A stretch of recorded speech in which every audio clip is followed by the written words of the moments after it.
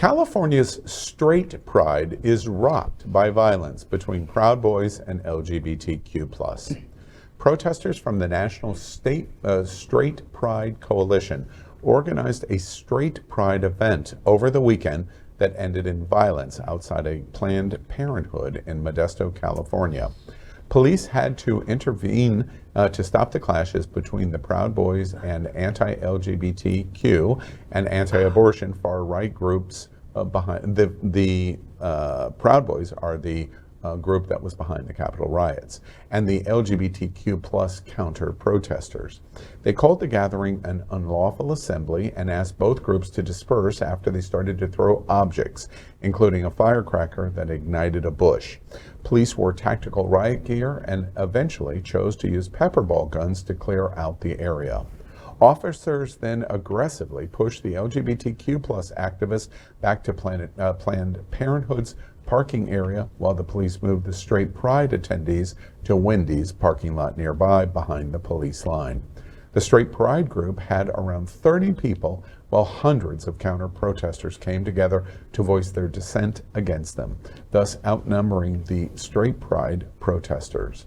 The Central California LGBT Coalition called out the homophobic event on Facebook, saying it was a flagrant disregard and a bastardization of the LGBTQ plus pride celebrations everywhere across the country.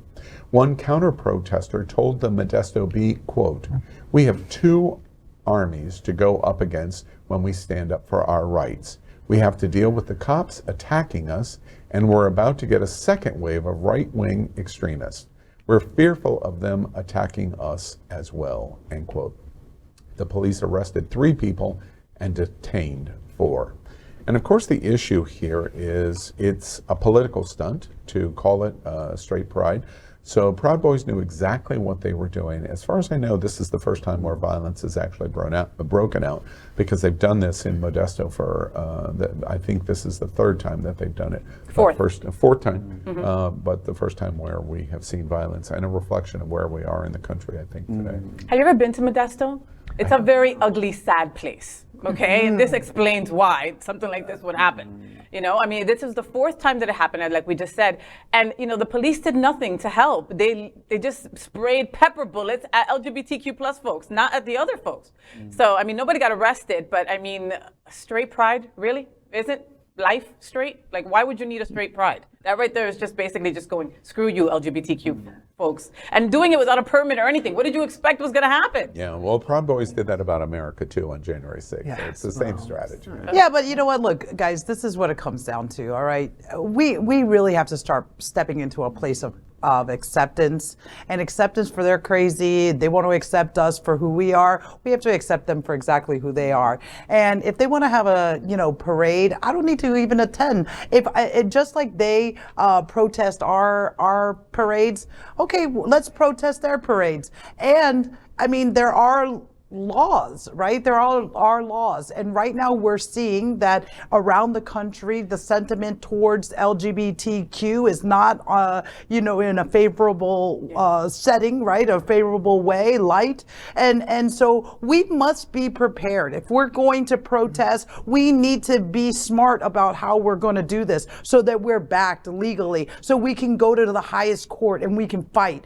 But we can't just go and let our emotions fly and jump out there and just jump in front of these crazy people and throw things at people like the Proud Boys, who clearly are terrorists, okay? And they'll attack our own capital. So who's to say they won't hurt us? Well, and the thing is that we aren't terrorists. We are the opposite of terrorists.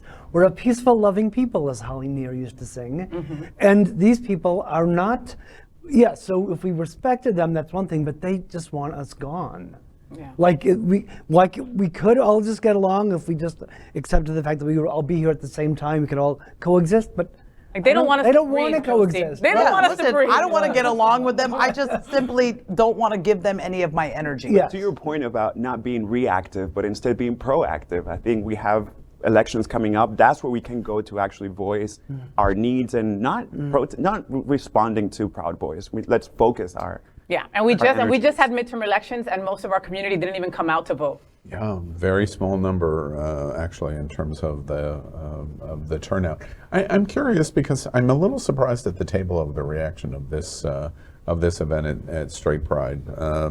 Mostly because I would say it, and then there would be a lot of people in social media that come after me for it. But in general, am I summarizing your observations that you don't think the LGBTQ protesters should have responded this way at I think the event? putting ourselves in harm's way, it's not doing us any favor. I think we must acknowledge that these people are dangerous, and we can redirect our energies to find actually solutions via voting, via legislation, but that's where our energies should be focused, in my opinion. And we're already in harm's way. And plus that comment about the fact that we're already afraid of the police. We're already afraid the police are going to come after us. And now we add these fascists. I guess I never thought about it that way. But yes, it's just another level of fear, another level of threat. And the follow-up question to that is, would we have been better as LGBT activists? Let's assume that those several hundred people that they're talking about are the protesters are activists that are completely motivated. We would have been better off just completely ignoring this event. Just, we don't care. You've got the permits, you're allowed to protest, you have your free speech, but we don't care. And not show up. Counter-protest peacefully. That's the difference. Yeah, but my question very specifically is, let's say there were 30 people at Straight Pride. Is it possible to have 30 people at Straight Pride and us not care about it? We don't care. Yeah. Yeah, we're giving them more publicity by acknowledging. It's because we're taking the bait. We're taking the bait. Exactly. And that shows that we're responding. We're not even responding. We're reacting from emotion. Yeah. And then when we're reacting from the emotion, then we're also coming from that space of fear. So imagine that we're operating from this place of fear. So we're already showing up charged. We're charged and defensive.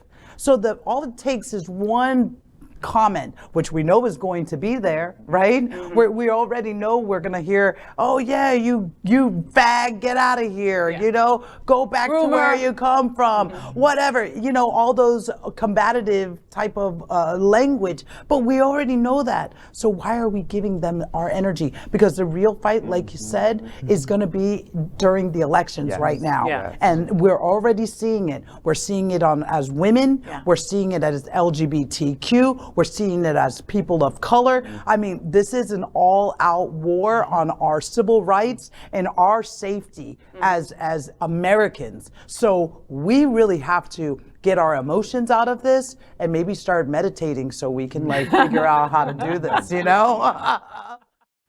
LGBTQ plus news is vital for our community and for the broader world as a whole. We have enough enemies at Fox News. Tucker, Sean, and Lara are loud. We need passionate allies. Happening Out television network, Queer News Tonight, and It's Happening Out are literally out of the closet and into the headlines.